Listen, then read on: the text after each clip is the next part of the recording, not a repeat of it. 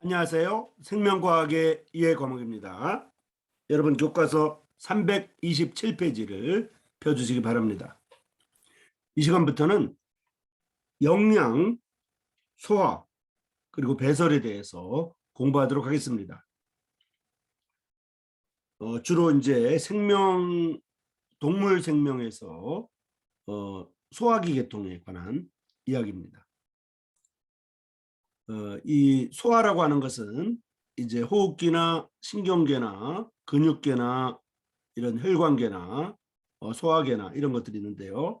그 중에서 이제 소화계가 가장 우리가 중요하고 또 공부해야 될 그런 부분이라고 생각됩니다. 그래서 이 시간에는 이제 소화계에 대해서 주로 공부하도록 하겠습니다.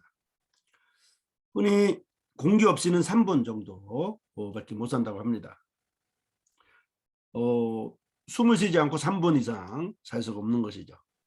그리고 물이 없이는 3일 정도밖에 못 산다고 합니다. 이제 금식을 하거나 또 단식을 해도 음식은 먹지 않아도 물은 계속 먹어야 되는 이유가 물까지 먹지 않으면 3일 정도밖에 못 살기 때문에 그렇습니다. 그런데 음식 없이는 3주 정도밖에 살 수 없다고 이렇게 일반적으로 말하고 있습니다. 3주면은 3, 7, 20일, 21일인데요. 물론 40일 정도 금식하는 그런 이야기도 있고요. 일반적으로는 이제 40일 정도의 금식은 굉장히 위험한 일이고 이제 일반적으로는 3주 정도, 21일 정도 음식이 없어도 살 수 있다 이렇게 되어 있는 것이죠. 그래서 공기 없이는 3분, 물 없이는 3일, 음식 없이는 3주밖에 살 수 없다 이렇게 흔히 말합니다. 이렇듯 우리는 일생활 동안 일생 동안 삶을 유지하는 동안 끊임없이 산소를 섭취하는 공기가 필요하고 음식을 섭취하는 물과 음식이 필요한 것을 볼 수가 있습니다. 그 중에서도 음식에 대해서 이렇게 공부를 해야 되겠는데요.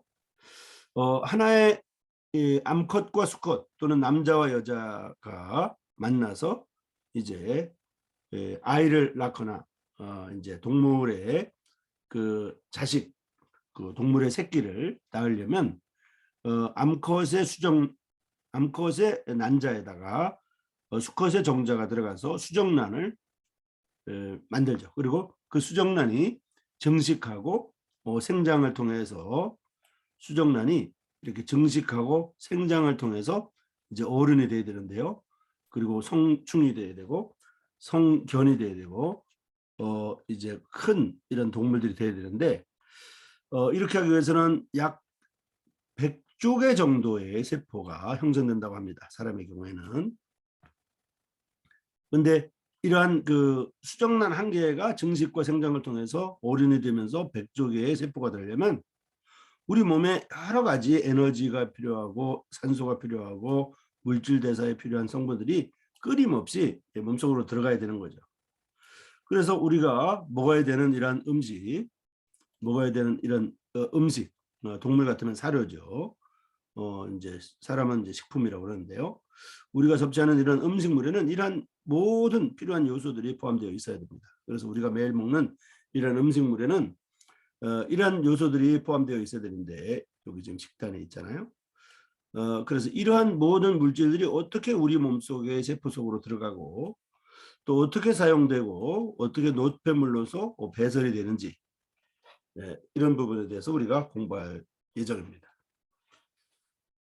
자, 본 강의 콘텐츠에 포함된 다양한 저작물들은 저작권법 25조에 따라서 수업 목적으로 허용한 범위 안에서만 수강생들에게 제공되고 있습니다. 만약 그 범위를 넘어서 저작물들이 이용되는 경우라면 저작권 침해 문제가 발생할 수 있기 때문에 수강생들은 각별히 유념하시기 바랍니다. 자, 그러면 그 이제 영양, 그다음에 소화, 배설 그에 관한 전체적인 내용을 먼저 썸머리를 하도록 하겠습니다. 자, 좀 글자를 키워가지고요. 먼저 이제 영양이라고 있는데요. 영양이라는 말은 살아가는데 필요한 에너지 그리고 몸을 구성하는 성분을 외부에서 섭취해서 배설에 이르기까지, 즉 입으로 해서 어떤 식품이 들어가 가지고 항문으로 배설될 때까지, 또 오줌으로 배설될 때까지의 전 과정, 위에서 식도를 거쳐서 위, 십이지장, 소장, 이제 대장을 거쳐서 이렇게 소화기관을 거쳐서 배설이 될 때까지의 모든 과정, 또는 그것을 위해서 필요한 성분들, 이런 것들을 바로 영양이라고 이렇게 부릅니다. 그리고 영양소라고 하는 것은 우리 몸 안에서 구조적으로 우리 몸의 구조를 이루고 우리 몸의 구조를 형성할 뿐만 아니라, 구조라고 하는 것은 손이나 발이나 눈이나 이런 내장이라든지 여러 가지 이제 우리에 필요한 근육이라든지 신경 조직이라든지 혈관이라든지 이런 몸 안에 있는 구조적인 이런 기능을 수행하기 위해서 이제 영양소가 필요하죠. 그리고 또한 생리적인 기능, 우리가 이제 어떤 생식 활동을 한다든지 또는 이제 여러 가지 생리적인 기능이 있을 것입니다. 이런 기능을 수행하기 위해서 필요한 식품의 요소를 영양소라고 합니다. 그래서 영양과 영양 요소에 대해서 말씀을 드렸고요. 영양과 영양 요소. 그러면 영양이 건강과 어떻게 관계가 있을까요? 균형 잡힌 식사, 또 균형 잡힌 운동, 이것은 우리 건강에 필수적이죠. 우리가 다이어트를 해도 지금 식사를 해야 되거든요. 식사를 하지 않고 굶어서 다이어트 하는 것은 이제 실패 확률이 100%이기 때문에 먹으면서 운동을 하는 것이 이제 다이어트에 성공하는 방법인데요. 그래서 식사하고 운동하고, 이것이 우리 건강에 필수적이죠. 그래서 이 식사와 관련된 것이 바로 지금 이제 소화기관이고 지금 우리가 배우고 있는 내용이 되겠습니다. 그럼 이러한 이제 소화에 대해서 우리가 배워야 되고요. 그다음에 배설을 배워야 되는데요. 소화는 들어가는 것이고 배설은 이제 버리는 걸 말하는 거겠죠. 소화를 하려면 먼저 섭취를 해야 되고요.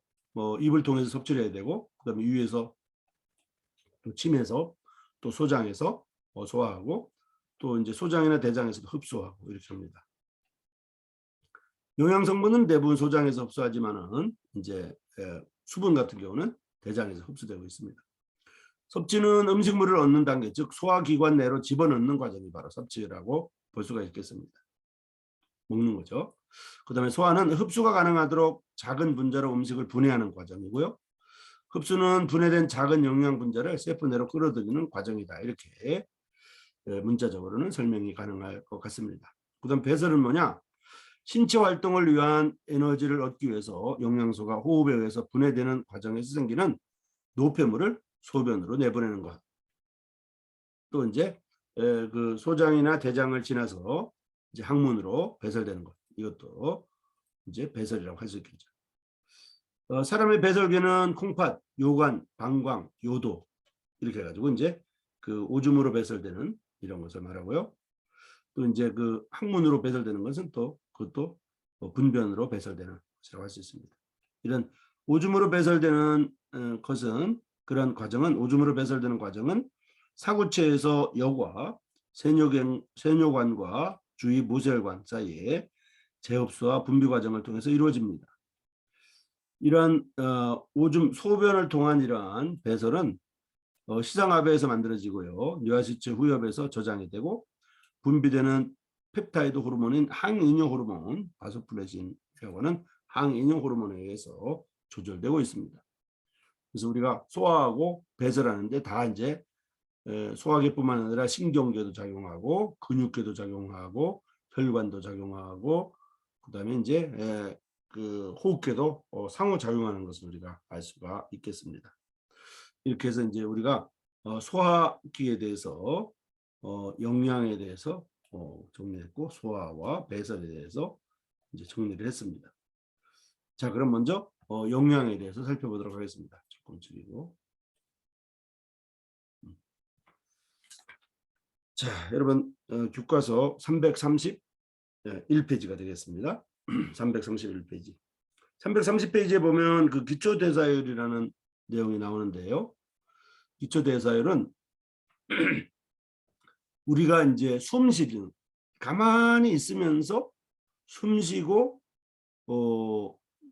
눈으로 보고 숨 쉬고 귀로 듣고 이렇게 움직이는, 약간의 움직이는 이런 그런 기본적인 대사, 이것을 기초 대사라고 합니다. 그러니까 우리가 생존하기 위해서 필요한 것들, 즉 호흡과 숨 쉬는 거, 그다음에 심장 박동, 그다음에 세포를 유지하는 거, 그다음에 체온을 유지하는 거, 이런 휴식 상태에서의 필요한 에너지, 이거를 바로 기초 대사율이라고 하거든요.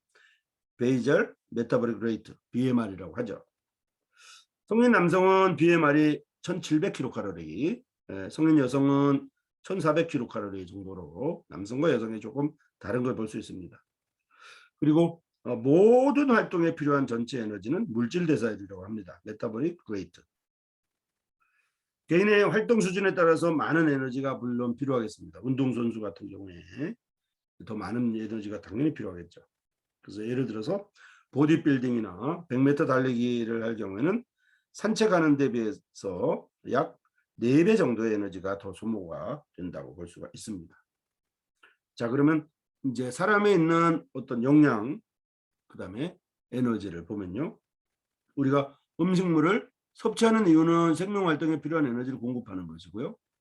또 이제 물질 합성을 하는 것이고, 우리 몸 안에서 구조적인 생리적인 기능을 수행하는 식품의 요소는 영양소라고 합니다.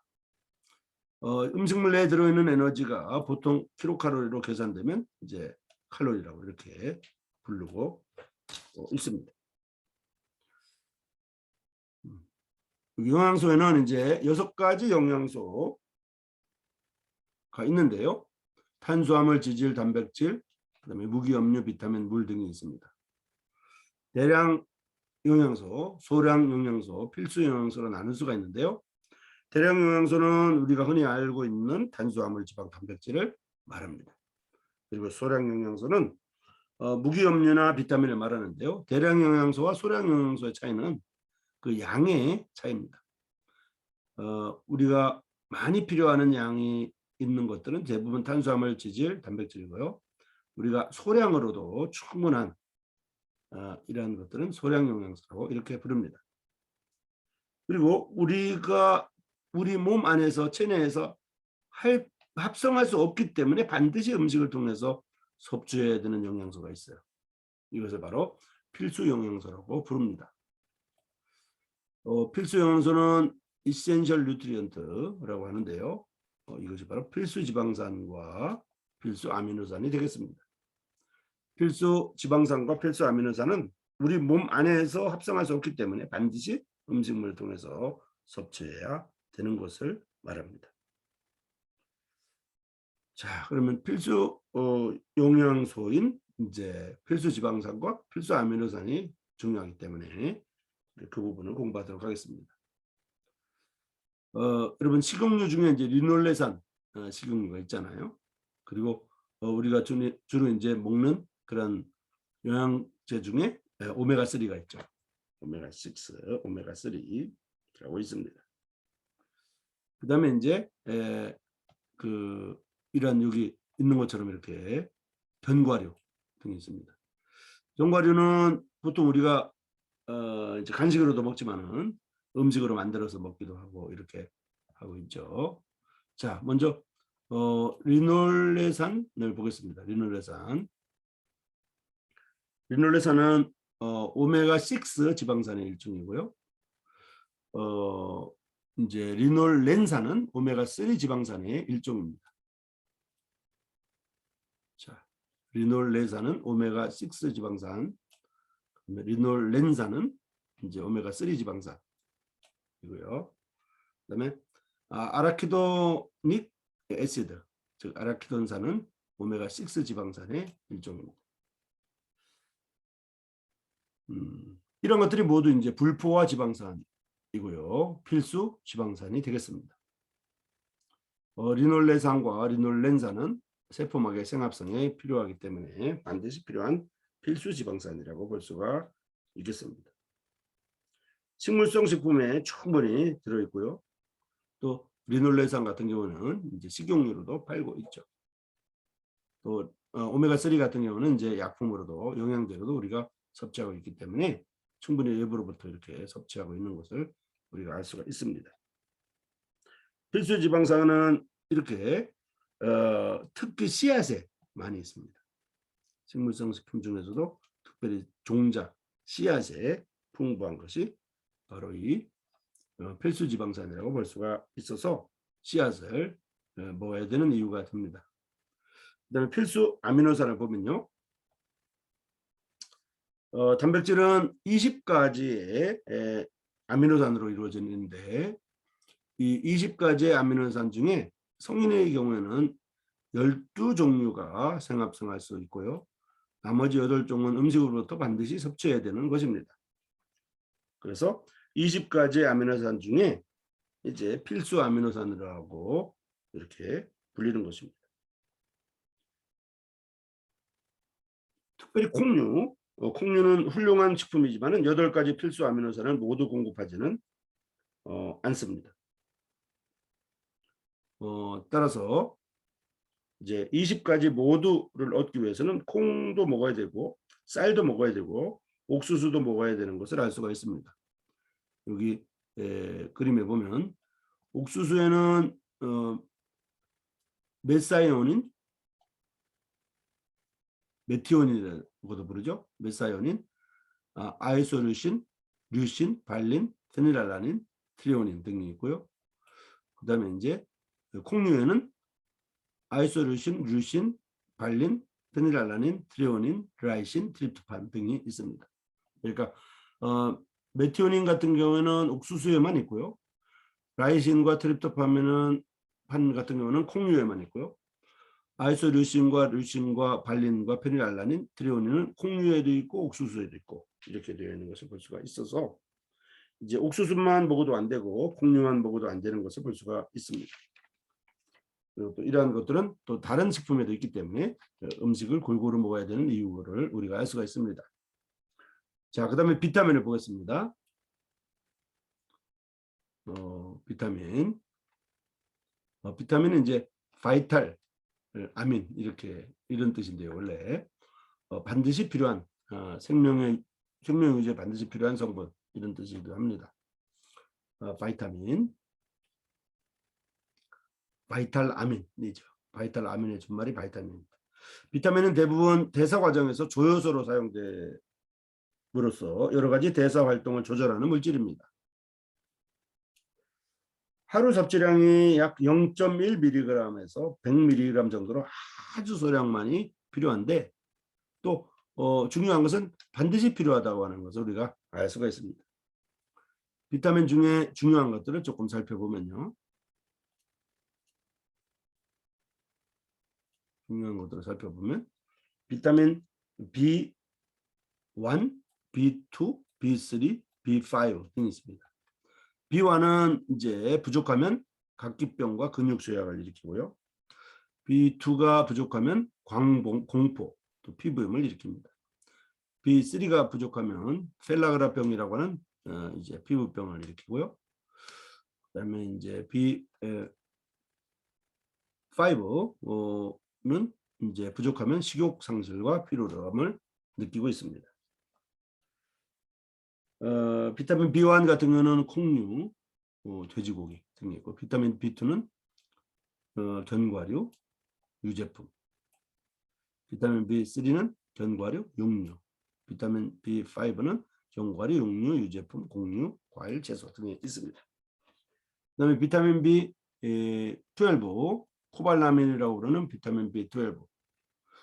여기 지금 비타민 B1은 티아민이라고도 알려져 있고요. 그다음에 비타민 B2는 리보플라빈, 비타민 B3는 나이아신, 비타민 B5는 판토텐산. 여기 이제 비타민 제제에 보면 이런 것들이 다 있습니다. 그리고 비타민 B12, 12는 코발라민이라고 부릅니다. 코발라민은 채식주의자가 결핍되기 쉽습니다. 보통 북극이나 남극에서 평생 동안 사는 이런 원주민들의 경우에 비타민 B12 부족으로 이제 수명이 짧다고 이렇게 부릅니다. 그래서 왜냐하면 이제 채소를 먹지 못하니까요. 그래서 이제 그 북극이나 남극에 평생 동안 사는 사람들은 채소를 공수해서 먹어야 되는 이유가 있습니다. 그래서 비타민 B12가 부족하면 채식주의자가 결핍되기 쉬운 그런 악성 빈혈, 그다음 크론병 같은 것을 유발한다고 알려져 있습니다. 그다음에 비타민 C, 아스코르빈산이라고 하죠. 비타민 C는 이제 그 항산화제로도 많이 쓰이는데요. 항산화제. 그다음에 콜라겐을 형성하고요. 혈관이나 뼈 및 치아를 유지합니다. 비타민 C는 굉장히 중요하죠. 감기 예방에도 사용되고 있고요. 비타민 C가 부족하면 괴혈병을 유발하고요. 비타민 C가 많으면 통풍이나 신장 결석이 일어나기도 합니다. 그래서 비타민 C를 계속 너무 많이 먹으면은 신장에 결석, 이렇게 돌멩이가 생기기 때문에 주의해야 되고요. 또 비타민 C가 부족하게 되면 괴혈병이 유발되고 하기 때문에 반드시 필요한 것을 볼 수가 있습니다. 그다음에 이제 비타민 A는 레티놀이라고 하는데요. 야맹증이 바로 부족 증상입니다. 비타민 D는 부족하면 구루병을 일으키고요. 그래서 비타민 D도 반드시 필요한데 특별히 비타민 D는 뼈나 치아 생성 그리고 뼈 유지와 치아 유지에 필요한 스테로이드 계통입니다. 그다음에 비타민 E, 이것은 이제 토코페롤이라고 하는데요. 항산화제로 쓰입니다. 이 항산화제는 비타민 C와 비타민 E를 말하고 있습니다. 이거 이제 중요하고요. 항산화가 비타민 C와 비타민 E. 그다음에 비타민 E가 부족하게 될 경우에 이제 그 증상은 알려져 있지 않았지만은 비타민 E가 토코페롤이라고 그래서 이제 그 항산화제 역할을 하고 굉장히 중요한 그 이제 호르몬이죠. 비타민 E는 특별히 이제 녹색, 잎채소, 그다음에 과일, 견과류, 종자의 씨앗 같은데 많고요. 식물성 기름에 많이 있습니다. 그럼 비타민 K가 있는데요. 비타민 K는 혈액 응고와 관련된 비타민이고요. 비타민 K가 부족하게 되면 타박상을 일으키고 잦은 출혈이 나며 과다하게 되면 간 손상이 일어난다고 알려져 있습니다. 특별히 비타민 K는 이제 녹엽 채소, 녹색 채소, 그다음에 차 이제 먹는 차 종류에 많고요. 그다음에 이제 큰 창자의 세균에서 스스로 합성되기도 합니다. 이렇게 해서 이제 비타민에 대해서 알아봤습니다. 자, 이 시간에는 이제 소화계통에 대해서 소화학에 대해서 주로 전체적으로 정리를 했으며 그 중에 이제 영양소, 그 중에 이제 대량 영양소와 그다음에 소량 영양소, 필수 영양소가 뭔지를 알아봤습니다. 특별히 필수 영양소는 우리가 체내에서 합성할 수 없기 때문에 반드시 음식물을 통해서 섭취해야 되는 영양소라고 하는 것을 공부를 하였습니다. 그리고 그 필수 영양소는 필수 지방산과 필수 아미노산이 있는데 필수 지방산은 리놀레산과 리놀렌산이 있다고 하는 것. 리놀레산은 오메가6이며 리놀렌산은 이제 오메가3입니다. 오메가3는 이제 각종 영양제에 많이 있고요. 리놀레산은 그 식용유에도 있는 것을 볼 수 있습니다. 그리고 견과류에 많이 있는 것을 알 수가 있습니다. 그다음에 필수 아미노산에는 20가지의 아미노산 중에 성인은 12종류는 생합성할 수 있지만은 나머지 8가지는 몸에서 생합성할 수 없기 때문에 반드시 음식을 통해서 섭취해야 되는 이제 영양소입니다. 옥수수에 있는 영양소가 메티오닌, 아이소류신, 류신, 발린, 페닐알라닌, 트레오닌 등이 있고 콩류에는 아이소류신, 류신, 발린, 페닐알라닌, 트레오닌, 라이신, 트립토판 등이 있어서 콩뿐만 아니라 옥수수도 또 쌀도 먹어야 된다고 하는 것을 알아봤습니다. 그리고 비타민에 대해서 비타민 B와 비타민 A, 비타민 D와 비타민 E, 비타민 K 등에 대해서 알아봤으며 비타민 B에는 B1인 티아민, B2인 리보플라빈, B3인 나이아신, 비타민 C 5인 판토텐산, 비타민 B12인 코발라민 등에 대해서 알아봤습니다. 특별히 코발라민은 이제 채식주의자가 결핍되기 쉬운 성분이라고 하는 거. 그다음에 이제 항산화제로 쓰이는 것은 비타민 C와 그다음에 비타민 E, 토코페롤과 아스코르빈산이라고 하는 것을 알아보았습니다. 자, 각 비타민의 결핍증에 대해서 정리할 필요가 있다고 생각됩니다. 자, 그러면 여기까지고요. 다음 시간에 다시 계속 공부하도록 하겠습니다. 여러분 수고했습니다.